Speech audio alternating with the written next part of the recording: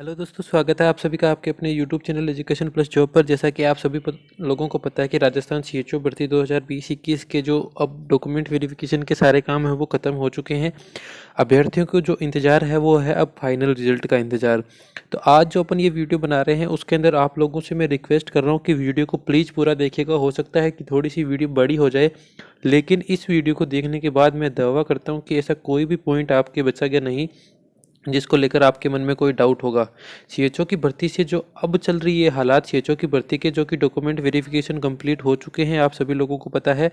तो जो सरकार है अब वो क्या स्वयं इस भर्ती को आगे बढ़ाना चाहती है, क्योंकि जिस प्रकार की जितनी भी अटकलें लगाई जा रही है, कोर्ट के अंदर रिट लगा दी गई है जिसके अंदर ये भर्ती कोर्ट के अंदर चली गई है। जो कि भर्ती सही और सही ढंग से चल रही थी, वो भर्ती को अब कोर्ट के अंदर रिट के द्वारा कोर्ट के अंदर अटका दिया गया है। तो इस वीडियो के अंदर अपन पूरी प्रोसेस जानेंगे कि आखिरकार ये भर्ती जो है अब कोर्ट में कब तक अटकी रह सकती है, जिसके कारण जो आपका फाइनल रिजल्ट है वो किस प्रकार से प्रभावित हो सकता है, आपके लिए कितनी चिंता की बात है भर्ती का कोर्ट के अंदर जाना।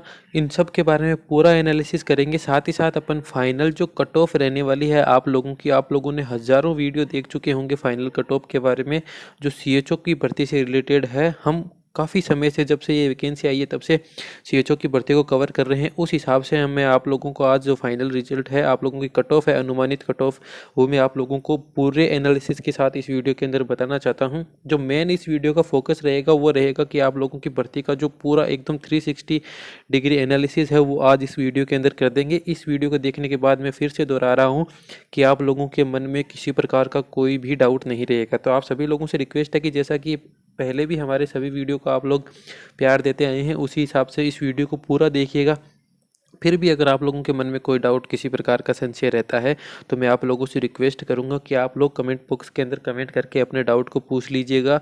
हमेशा की तरह आप लोगों को जितना जल्दी हो सकता है आप लोगों के कमेंट का जवाब दिया जाएगा और सारे डाउट क्लियर किए जाएंगे। तो जो फिलहाल स्थिति बन रही है उसके हिसाब से आप लोगों को बता दें कि जो राजस्थान सीएचओ की भर्ती है वो कोर्ट के अंदर अटक गई है। कोर्ट के अंदर रिट लगा दी गई है जिसके कारण कोर्ट की जो भर्ती का रिजल्ट है उसको रोक लिया गया है। पहले पॉइंट की अगर अपन बात करें तो इसके साथ साथ अगर अपन देखें तो कोर्ट के अंदर जब भर्ती चली गई थी तो कोर्ट के अंदर भर्ती जाने के बाद में कोर्ट हमेशा ही भर्ती के रिजल्ट के ऊपर स्टे लगा देता है। जैसा कि अभी कुछ ही दिनों पहले राजस्थान पुलिस के अंदर रिजल्ट के अंदर ये चीज़ देखी गई थी कि राजस्थान पुलिस का रिजल्ट जैसे ही आने वाला था, कोर्ट के अंदर रिट लगी और कोर्ट ने उस भर्ती को रोक दिया, भर्ती के रिजल्ट को रोक दिया। सेम वही की वो चीज़ आप लोगों के साथ में हो रही है। तो कुछ लोगों का अनुमान है कि ये हर भर्ती में इस प्रकार की जो चीज़ें चल रही है उससे सरकार के ऊपर, एक सरकार की मंशा के ऊपर सवाल उठ रहा है। क्योंकि जो चीज़ें कोर्ट के अंदर बढ़ती जाती है तो सरकार के पास सबसे पहली अपॉर्चुनिटी होती है कि वो पहली जो सुनवाई होती है उसके अंदर अपने तर्क वितर्क के माध्यम से उस चीज़ को वहीं पे क्लियर कर सकती है। लेकिन जो सरकार है वो स्वयं ये चाहती है कि भर्ती कुछ दिन आगे बढ़ जाए। हालांकि राजस्थान सरकार अभी के दिनों की अगर अपन बात करें तो कई वैकेंसियां निकाल रही है, जिसके अंदर राजस्थान पुलिस एसआई की होगी, आपकी सीएचओ की होगी, पुलिस कांस्टेबल की होगी, ग्राम सेवक, ग्राम विकास अधिकारी की जो अभी भर्तियां निकाली है वो होगी, पटवारी की भर्तियां होगी। भर्तियां जरूर निकाली जा रही है, लेकिन आप किसी भी भर्ती को देख लीजिए, जो उसका अंतिम परिणाम तक पहुंचने का जो समय है उसके अंदर बहुत ही लेट लतीफ़ी सरकार की तरफ से दिखाई जा रही है। तो उसका एग्जाम्पल अपन राजस्थान पुलिस के अंदर देख चुके हैं, पटवारी के अंदर देख चुके हैं, और अब जो है राजस्थान सीएचओ के ऊपर इसकी गाज गिरने वाली है।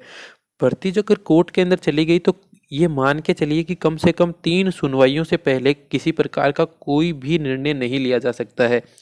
हालांकि निर्णय होना था तो अगर पहली ही शिफ्ट के अंदर, यानी कि पहली सुनवाई के अंदर ही जो इसका निर्णय हो सकता था, लेकिन इसका मेन पर्पज़ ही यही है कि सरकार इस भर्ती को थोड़ा और आगे खिसकाना चाहती है, थोड़ा अंत तक लेके जाना चाहती है, ताकि जब चुनावी वादे हों तो कुछ ही पहले दिनों की बात को लेकर वो इस चीज़ को बता सके कि हमने अभी राजस्थान के सीएचओ की जो भर्ती है वो करवाई है।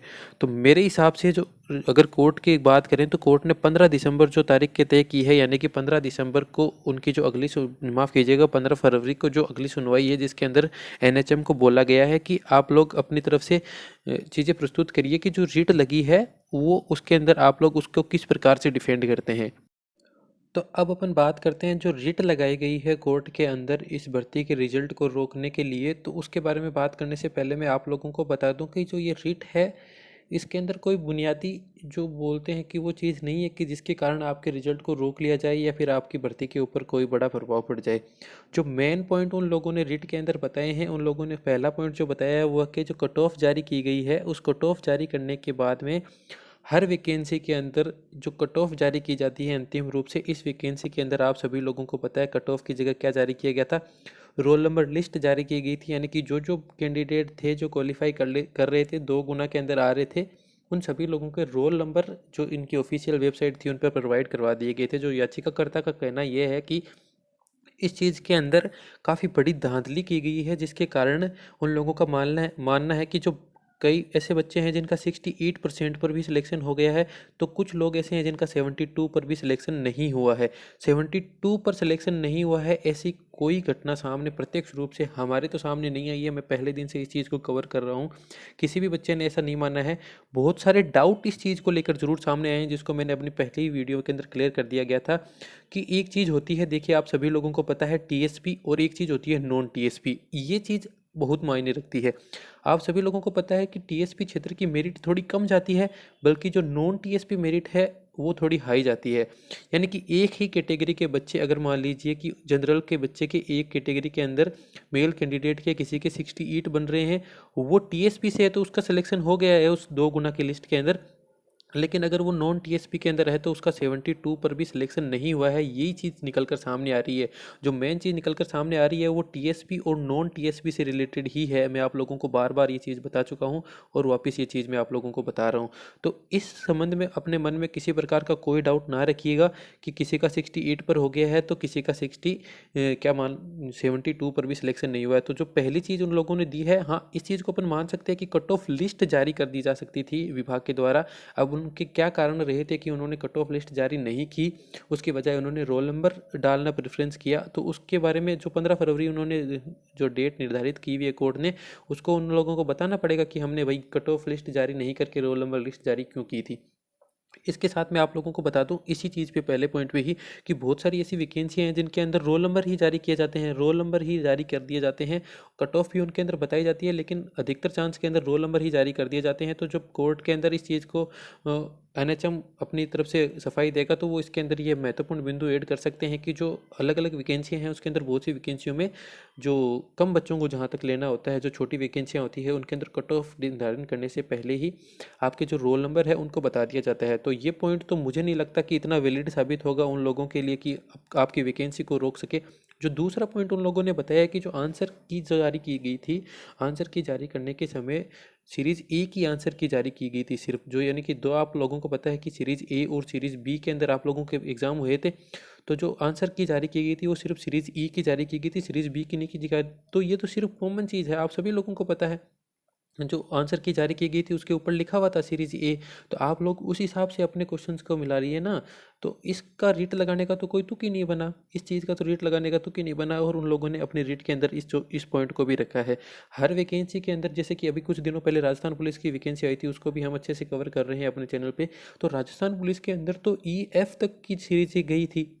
तो ऐसे थोड़ी कि राजस्थान पुलिस हर सीरीज के उस हिसाब से अपना देगा। तो उन लोगों ने जो पहली आंसर की जारी की गई थी वो एक ही सीरीज के हिसाब से आंसर की जारी की गई थी।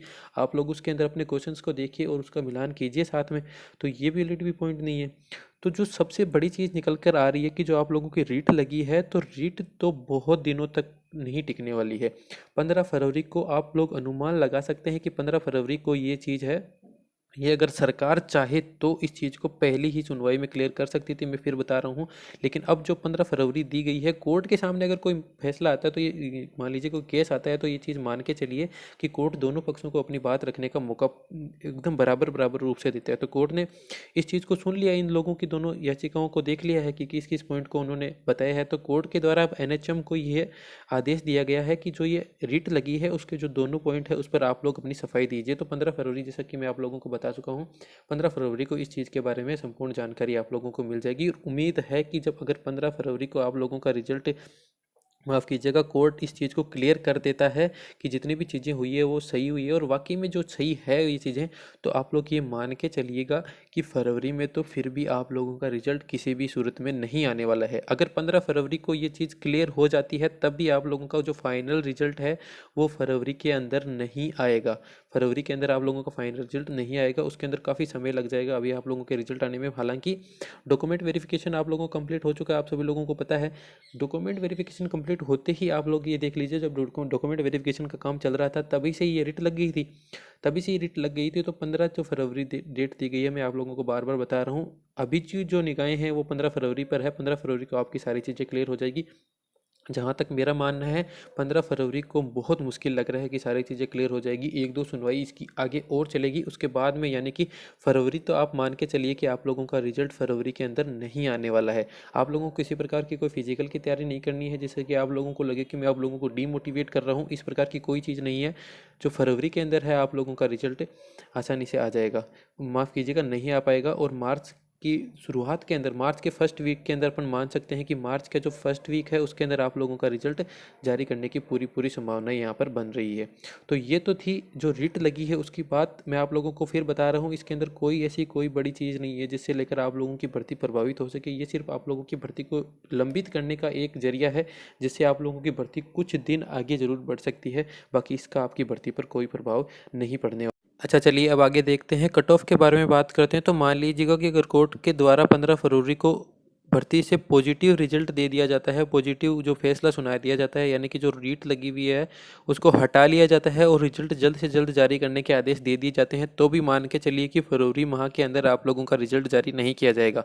जब भी जारी किया जाएगा, ये उम्मीद है कि फरवरी में नहीं किया जाएगा, तो आप लोगों का सबसे बड़ा सवाल है कट ऑफ के बारे में।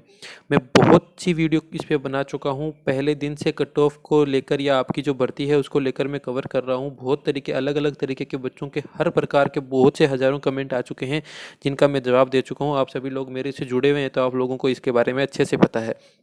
कट ऑफ के बारे में बात करते हैं। कट ऑफ को जो दो फैक्टर इस बार सबसे ज़्यादा इफेक्ट डालने वाले हैं, वो तो एक तो जो पहली है आप लोगों की उपस्थिति से जो मेरा मतलब है वो कि जो डॉक्यूमेंट वेरिफिकेशन के अंदर आप लोगों की उपस्थिति है, यानी कि जो 15,000 के लगभग 15,600 के लगभग जिन बच्चों को बुलाया गया था, उनके अंदर से वहाँ पर कितने लोग डॉक्यूमेंट वेरिफिकेशन करवाने के लिए पहुँचे हैं। तो सबसे बड़ी चीज़ तो ये आ गई। जो दूसरा पॉइंट है वो कि डॉक्यूमेंट वेरिफिकेशन से रिलेटेड दूसरा पॉइंट है, यानी कि आप लोग ये मान के चलिए कि जो डॉक्यूमेंट वेरिफिकेशन के अंदर जिन भी लोगों के डॉक्यूमेंट सस्पेंड किए गए हैं, वो या तो जनरल कैटेगरी के अंदर काउंट होंगे या फिर उन लोगों को बाहर कर दिया जाएगा।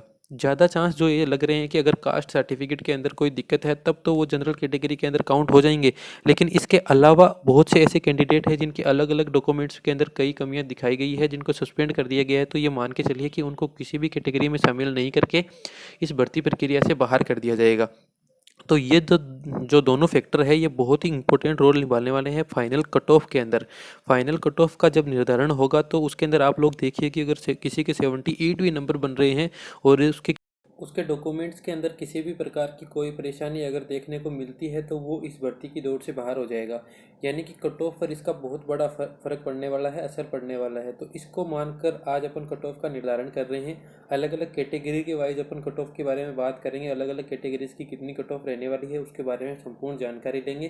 TSP, non TSP, female, male candidate, हर किसी के बारे में अपन पूरी जानकारी इस वीडियो के अंदर लेने वाले हैं।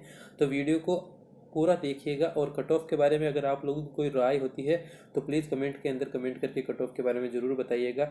और वीडियो को पूरा देखिए और अगर वीडियो पसंद आए तो वीडियो को लाइक ज़रूर कीजिए।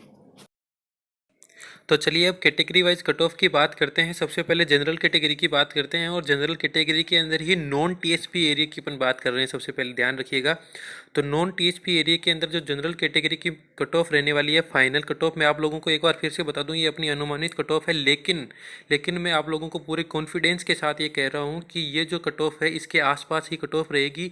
1% का मैं बोल नहीं सकता, लेकिन बहुत ही काफ़ी स्टूडेंट्स ने हमें कमेंट किए हैं, आप अलग अलग वीडियो पे हमारे देख सकते हैं, उसके हिसाब से ये कट ऑफ हमने निर्धारण कर रहे हैं।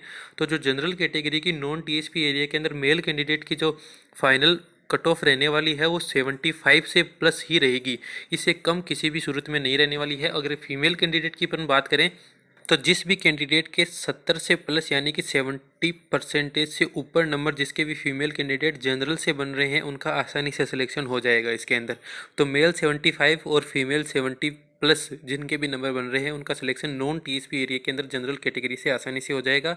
उसके बाद टीएसपी एरिया की अगर अपन बात करें तो टीएसपी एरिया के अंदर जनरल के अंदर जिसके भी बंदे के आप मान के चलिए कि मेल कैंडिडेट के 73 या 72 से प्लस जिनके भी नंबर है उनका आसानी से नंबर आ जाएगा। ज़्यादा अंतर नॉन टीएसपी और टीएसपी के अंदर नहीं रहने वाला है, लेकिन कुछ जो परसेंटेज है 1-2% वो नीचे रहने वाली है। वहाँ फीमेल कैंडिडेट की अगर हम बात करें तो 68 या 67 से प्लस जिसके भी नंबर बन रहे हैं उनका जनरल कैटेगरी के अंदर टीएसपी एरिया के अंदर आसानी से सिलेक्शन हो जाएगा। अब बात करें ओबीसी की, तो ओबीसी के लिए जो सीएचओ की फाइनल मेरिट के अंदर जो कट ऑफ रहने की संभावना है या सेफ स्कोर जिसको अपन मान के चल सकते हैं जहां आपका सिलेक्शन हो सकता है, तो वो मेल कैंडिडेट के लिए 73% से ऊपर नंबर आपके होने बहुत ज़रूरी है। क्योंकि ओबीसी और जनरल के अंदर आप कोई भी वैकेंसी देख लीजिए, आजकल कोई बड़ा अंतर देखने को नहीं मिलता है, सिर्फ 1 या 2%। कहीं कहीं तो ओबीसी की मेरिट जो है वो जनरल से भी ऊपर चली जाती है। लेकिन यहाँ सीएचओ के अंदर जो मेल कैंडिडेट है उनकी 73 से प्लस रहने की पूरी उम्मीद है। वहीं अगर फीमेल कैंडिडेट की अगर अपन बात करें तो फीमेल कैंडिडेट की जो मेरिट है वो 68 से प्लस रहने की पूरी संभावना यहाँ बन रही है। जिस भी कैंडिडेट के नंबर इनके ऊपर या इन यहाँ तक अगर किसी के नंबर बन रहे हैं ओबीसी कैटेगरी के, तो वो अपना सिलेक्शन निश्चित मान के चलिएगा। इससे नीचे रहने की बहुत कम संभावनाएं हैं, 1 या 2% रह सकता है। इससे ज़्यादा कोई भी हेरफेर देखने को इस कट ऑफ के अंदर नहीं मिलने वाला है। चलिए अब एससी कैटेगरी की बात करते हैं, जिसके अंदर एससी के अंदर जो मेल कैंडिडेट है उनको 65% से प्लस नंबर लाने होंगे अगर वो सेफ स्कोर के अंदर रहना चाहते हैं और फाइनल सिलेक्शन की अपनी उम्मीदें बरकरार रखना चाहते हैं। तो मेल कैंडिडेट के लिए सेफ स्कोर होगा 65% प्लस। और वहीं अगर फीमेल की बात करें, फीमेल कैंडिडेट की, तो वहाँ पर 60% प्लस आप लोगों के नंबर होने बहुत ही ज़रूरी हो जाते हैं। क्योंकि बहुत से ऐसे फीमेल कैंडिडेट हैं जिनके एससी कैटेगरी से 75 प्लस नंबर भी देखने को मिल रहे हैं। इसका मतलब ये नहीं है कि आप लोगों की मेरिट 70 से ऊपर चली जाएगी, लेकिन जो एससी कैटेगरी की फीमेल कैंडिडेट है उनके लिए 60 प्लस तो स्कोर करना बहुत ही ज़रूरी साबित होता है। इसके अंदर दिख रहा है इतना अगर स्कोर आप लोगों का बन रहा है तो आप एससी कैटेगरी के अंदर बिल्कुल सेफ जोन के अंदर आ जाएंगे। और अधिक जानकारी के लिए चैनल को सब्सक्राइब करें, वीडियो की नोटिफिकेशन के लिए बेल आइकन को जरूर दबाएं। अगर वीडियो में दी गई जानकारी अच्छी लगी है तो वीडियो को लाइक जरूर करें। चलिए अब एसटी कैटेगरी की बात करते हैं। तो एसटी कैटेगरी की मेरिट इस बार थोड़ी कम रहने वाली है, बल्कि किसी भी पेपर में देख लीजिए आप थोड़ी कम ही रहती है। लेकिन इन दिनों में एसटी के अंदर भी काफ़ी कंपटीशन देखने को मिल रहा है। लेकिन जो सीएचओ की मेरिट जो एसटी कैटेगरी के हिसाब से रहने वाली है उसके अंदर मेल कैंडिडेट के 62% प्लस नंबर बनने बहुत ज़रूरी है। हो सकता है इससे 1% ऊपर ही चली जाए, लेकिन नीचे जाने के बहुत कम चांसेस यहाँ तक दिखाई दे रहे हैं। बहुत लोग कमेंट करते हैं एसटी कैटेगरी के, उन लोगों ने अपने नंबर बताए हैं। आप लोग अलग अलग वीडियो के अंदर जाके इस चीज़ को देख सकते हैं। बहुत से एसटी के ऐसे कैंडिडेट हैं जिनके 75 नंबर से प्लस नंबर बन रहे हैं। लेकिन जो मेरिट रहने वाली है ओवरऑल, जो आपकी फाइनल मेरिट रहने वाली है, उसमें मेल कैंडिडेट 62 प्लस और जो फीमेल कैंडिडेट है उनको कम से कम 58% से ऊपर नंबर लाने बहुत ज़रूरी हो जाएंगे। अगर इतना नंबर आप लोगों का एसटी कैटेगरी के हिसाब से बन रहे हैं तो आप बिल्कुल निश्चित रूप से आप लोग जो है वो फाइनल मेरिट के अंदर आने वाले हैं और जॉब इस बार आप लोगों की लगने वाली है। तो चलिए अब बात करते हैं एमबीसी और ईडब्ल्यूएस की कैटेगरी की क्या कट ऑफ रहने वाली है इस बार, उसके बारे में थोड़ी चर्चा करेंगे। तो एमबीसी की अगर अपन बात करें तो एमबीसी के अंदर मेल कैंडिडेट जो भी हैं उनको 70% से ऊपर नंबर लाने ज़रूरी है इस बार। अनुमानित कट ऑफ जो एमबीसी की रहने वाली है मेल कैंडिडेट के लिए वो 70+ आपके होने चाहिए। और वहाँ पर अगर फीमेल कैंडिडेट की अपन बात करें तो फीमेल कैंडिडेट 65% से ऊपर नंबर लाने आप लोगों के लिए बहुत ही ज़रूरी है। अगर आप सेफ स्कोर में रहना चाहते हैं तो इतने नंबर आपके कम से कम होने ही चाहिए।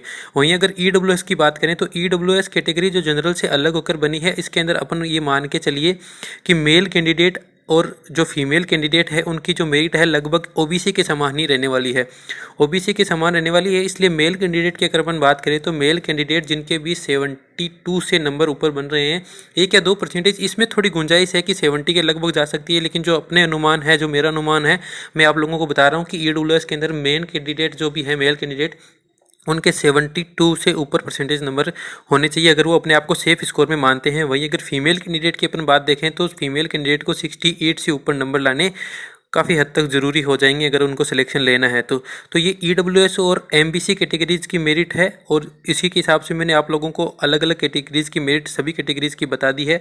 आप सभी लोगों से रिक्वेस्ट है कि प्लीज़ इस वीडियो को तैयार करने में बहुत मेहनत लगी है, अलग अलग तरीके से आंकड़ों को जुटाया गया है और बहुत सी अच्छी तरीके से आप लोगों के सामने प्रस्तुत किया गया है। तो वीडियो को एक लाइक तो जरूर दीजिएगा और अगर चैनल पर आप पहली बार आए हैं तो प्लीज़ चैनल को सब्सक्राइब जरूर कीजिएगा। इस वीडियो में मैंने आप लोगों को कोशिश की कि जितनी भी संपूर्ण जानकारी है सीएचओ के रिजल्ट के बारे में, कब तक रिजल्ट आएगा और जो फाइनल मेरिट है वो कब तक जो आप लोगों की आ जाएगी और कितनी कट ऑफ रहने वाली है, उसके बारे में संपूर्ण जानकारी मैंने आप लोगों को देने का प्रयास किया है। इसके साथ साथ जो भर्ती कोर्ट के अंदर अटकी हुई है, सरकार का क्या रुख है भर्ती को लेकर, इसके बारे में जानकारी देने का प्रयास किया गया है। एक बार फिर से आप लोगों को बोलूँगा कि अगर आप लोगों को वीडियो अच्छी लगी है, पसंद आई है, तो प्लीज़ वीडियो को लाइक कीजिएगा, हमें सपोर्ट कीजिएगा और अगर हमारे चैनल पर आप पहली बार आए हैं तो प्लीज़ चैनल को सब्सक्राइब जरूर कीजिएगा। वीडियो को अंत तक देखने के लिए आप सभी लोगों का बहुत बहुत धन्यवाद। हम आप लोगों के उज्जवल भविष्य की कामना करते हैं। मैं सोच रहा हूँ कि जो भी अगर ये वीडियो देख रहा है तो उन सभी का सीएचओ के अंदर सिलेक्शन हो जाए। वीडियो देखने के लिए बहुत बहुत धन्यवाद। आपका दिन शुभ हो। जय हिंद। और अधिक जानकारी के लिए चैनल को सब्सक्राइब करें। वीडियो की नोटिफिकेशन के लिए बेल आइकन को जरूर दबाएं। अगर वीडियो में दी गई जानकारी अच्छी लगी है तो वीडियो को लाइक ज़रूर करें।